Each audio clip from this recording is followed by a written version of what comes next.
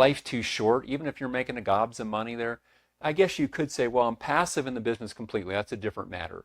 But if you're actively in the business working on it, but you just can't stand it, you don't enjoy it, why? Right? It's just life's too short with that.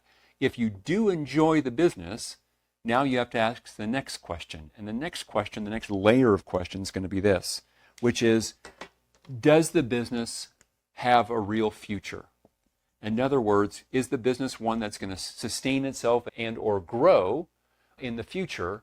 Or is it, are you doing a business that is going to soon be replaced by a big competitor or technological shifts or shifts in the marketplace?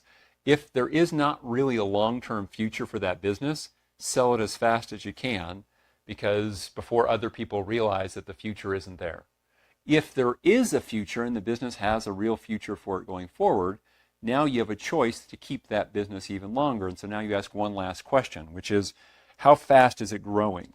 We're going to look at that as its growth rate. And the growth rate we're talking about here is something called compounded annual growth rate, right? If its CAGR, or compounded annual growth rate, is not very high at all, so it's low or no growth, selling becomes more of a choice, but that's up to you. But if you have high growth, then I probably am going to hold on to the business. So if I have a business I really enjoy, that's got a real future, and it's growing at 10+% per year compounded annual growth rate, personally, I think you're crazy to sell the company. Why?